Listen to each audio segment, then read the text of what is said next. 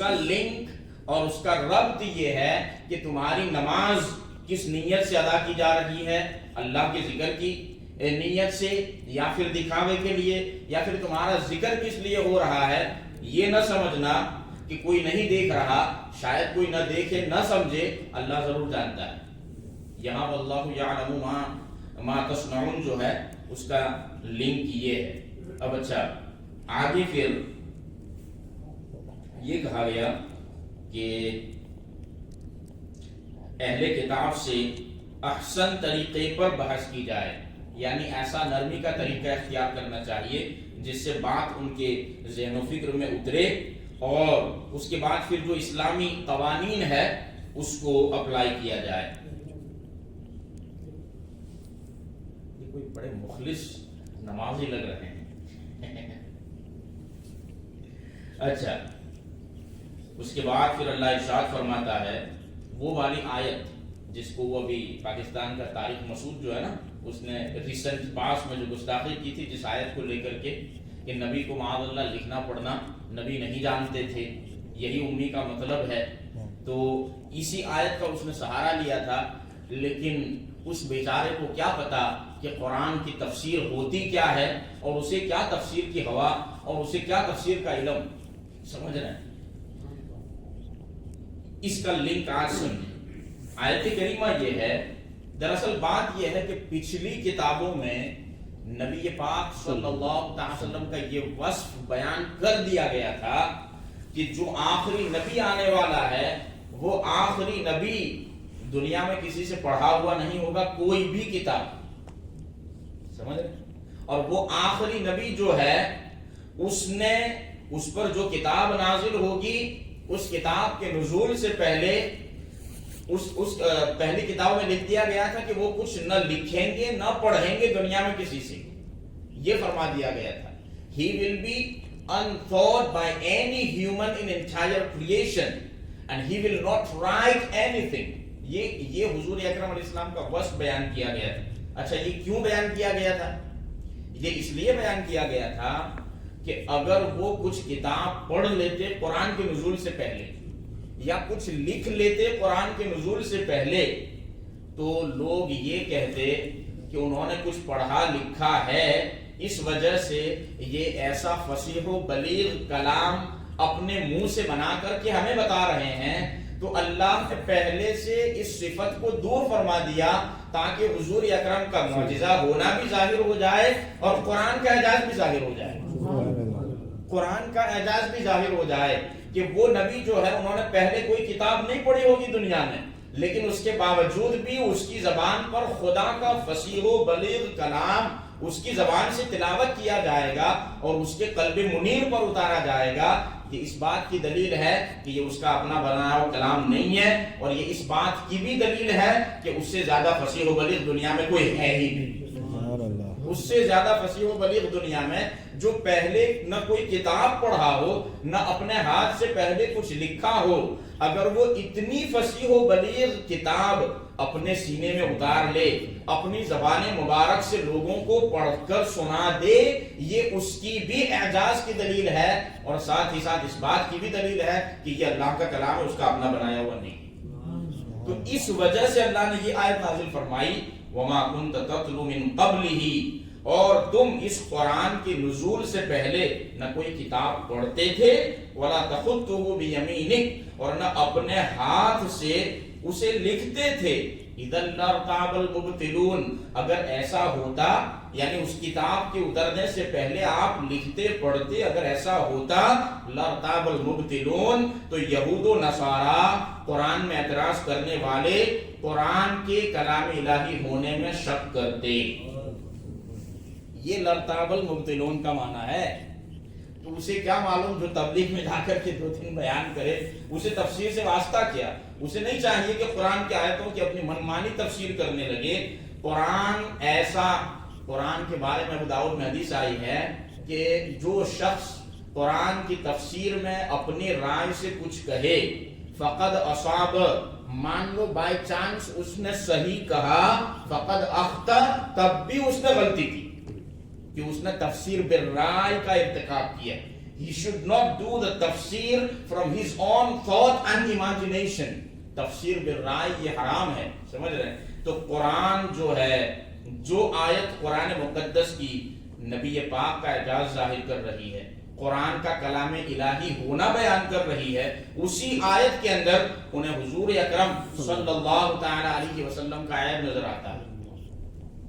اسی لیے تو پھر ہمارے اعلیٰ حضرت یہی کہیں گے نا کہ ذکر روکے، فضل کاٹے اور نفس کا جویاں رہے، پھر کہے مردک کہ ہوں امت رسول اللہ کی۔ یہ ایذان جو ہے نا، ایذن، اس پہ میں آج غور کر رہا تھا تو میں نے سوچا کہ چلو اعلیٰ حضرت کو پڑھتے ہیں کہ انہوں نے ایذن کا ترجمہ کیا کیا ہے۔ قسم خدا کی کھا کر کے کہہ رہا ہوں، اعلیٰ حضرت نے وہی ترجمہ کیا جو تفسیر خازن میں تفسیر ہے اور تفسیر صحابی میں تفسیر ہے۔ پھر اس کے بعد میں اس نتیجے پر پہنچا کہ جو اعلیٰ حضرت کا ترجمہ پڑھ لے، اب اسے ضرورت نہیں کہ تفسیر خازن کھولے یا تفسیر صحابی کھولے۔ میں حیران رہ گیا، میں نے سوچا کہ کنز الایمان میں اس کا ترجمہ، کیونکہ اذن کا ترجمہ امام صحابی نے یہ لکھا کہ لو کنت قارئا کاتبا، اس کتاب کے نزول سے پہلے اگر آپ کچھ لکھتے اور پڑھتے تو پھر یہود و نصارہ کلام الہی ہونے میں شک کرتے۔ یہ امام صحابی نے ترجمہ کیا، یہی ترجمہ امام جلال الدین سیوطی نے بھی کیا، اعلیٰ حضرت نے بعین ہی یہی ترجمہ ترجمہ کنز الایمان میں کیا، یہی ترجمہ اذن کا، یہی ترجمہ آپ نے کیا۔ تو یہ علم لدنی ہے، اللہ نے انہیں چن لیا تھا۔ اور ہمارے اعلیٰ حضرت جب فتویٰ لکھتے تھے تو 300 حدیث کی کتابیں ہمارے اعلیٰ حضرت کے ذہن و فکر میں حاضر رہتی تھی۔ سبحان اللہ۔ اسی لیے ہم تھوڑی کہتے ہیں کہ مفتی عالم اسلام، مفتی ہند نہیں، صرف مفتی عالم اسلام، سمجھ رہے ہیں؟ اذن لا رتاب المبتل، جب اعلیٰ حضرت کو پڑھتے ہیں نا تو پھر محبت کچھ اور پیدا ہوتی ہے، کیونکہ پڑھتے ہیں نا تو حقیقت عیاں ہوتی ہے۔ یہ صرف اشعار والی محبت نہیں رہتی، پھر یہ علم والی محبت آتی ہے۔ اذن لارتاب المبتلون، اگر ایسا ہوتا تو پھر مبتلون یعنی یہود و نصارہ قرآن کے کلام الہی ہونے میں شک کرتے، یہ مطلب ہے۔ اچھا، حضور اکرم صلی اللہ تعالی علیہ وسلم کا وصف ہے امی۔ امی کا معنی یہ ہے کہ untaught by any human، یہ مطلب ہے، یہ مطلب نہیں کہ ان کو لکھنا پڑھنا آتا ہی نہیں تھا۔ ما انا بقارئ کا ترجمہ بھی ان چوہتوں نے یہ کیا ہے کہ مجھے پڑھنا نہیں آتا۔ جب حضرت جبریل آئے تھے نا پہلی وحی لے کر کے، تو حضور نے 3 مرتبہ کہا ما انا بقارئ، میں نہیں پڑھنے والا، میں نہیں پڑھتا ابھی۔ یہ ترجمہ ہمارے سنی علماء نے کیا، انہوں نے یہ ترجمہ کیا ما انا بقارئ، میں پڑھنا نہیں جانتا۔ میں یہ کہتا ہوں کہ ابھی 1 سیکنڈ پہلے پڑھنا نہیں جانتے تھے، اور حضرت جبریل نے جب دبایا اور اقرأ بسم ربک الذی خلق کہہ دیا، حضور نے فوراً پڑھنا شروع کر دیا۔ تو یہ کون سی عقل والی بات ہوئی کہ ابھی 1 منٹ پہلے پڑھنا نہیں جانتے تھے، 1 منٹ کے بعد پڑھنا شروع کر دیا؟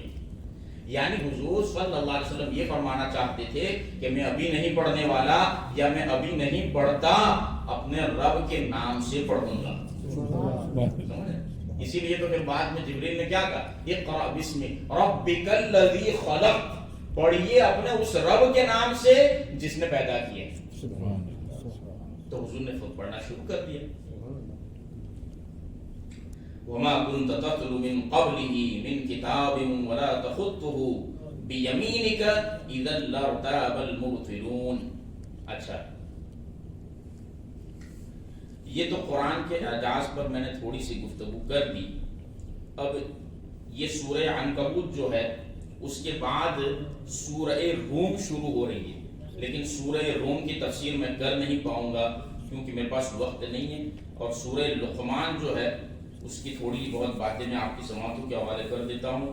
پہلے تو سورہ لقمان حضرت لقمان کی طرف منسوب ہے۔ حضرت لقمان یہ ایک حکیم تھے اور اچھے پرہیزگار بندے تھے، ان کی نبوت میں شک کیا گیا ہے، لیکن اکثر علماء کا اور اکثر محدثین مفسرین کی یہی رائے رہی کہ آپ نبی نہیں تھے، آپ ایک حکیم تھے اور ایک پرہیزگار بندے تھے حضرت لقمان۔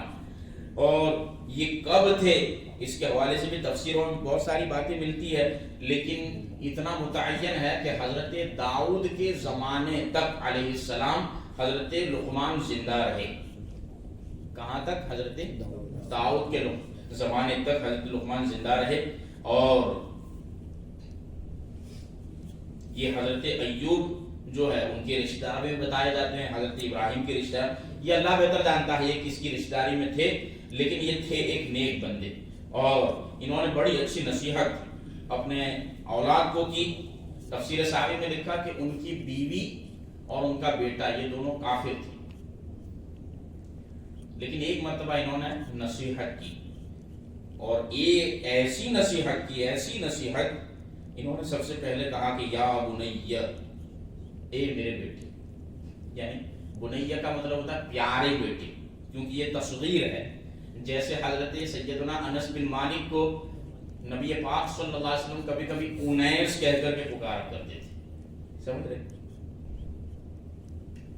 تو یہ نصیحت قرآن میں جو ہے وہ اس کو میں بعد میں ذکر کرتا ہوں، پہلے ان کی نصیحت جو تفصیلی ہے وہ میں ذکر کر دیتا ہوں۔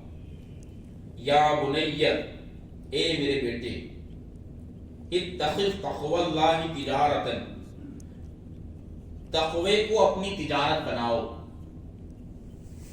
مال کو صرف تجارت نہ بناؤ۔ کیا فرمایا؟ تقوی کو اپنی تجارت بناؤ۔ اچھا، جس نے تقوی کو تجارت بنایا اس کا کبھی نقصان ہوا ہی نہیں، اور یہ قرآن کا وعدہ ہے۔ ان الذین یتلون کتاب اللہ واقاموا الصلاۃ وآتوا الزکاۃ، بے شک وہ لوگ جو نماز قائم کرتے ہیں، زکوٰۃ دیتے ہیں اور قرآن کی تلاوت کرتے رہتے ہیں، یرجون تجارتا لن تبور، آگے فرمایا گیا کہ وہ ایسی تجارت کی امید رکھ لیں جس تجارت میں کبھی ہلاکت اور گھاٹا نہیں، یعنی اس کے بدلے ثواب ملنا ہے، اور ثواب ایک ایسی چیز ہے جس میں کبھی نقصان جاتا ہی نہیں، کبھی اس میں نقصان نہیں جاتا۔ اگر 1 کرو تو 2 گنا، 2 کرو 10 گنا، 700 گنا تک ثواب بڑھا دیا جاتا ہے۔ تو یہ ایک ایسی تجارت ہے کہ دنیاوی تجارت میں تو نفع نقصان جو ہے وہ دونوں ہوتا رہتا ہے، لیکن اس تجارت میں ہمیشہ نفع ہی ہوتا ہے۔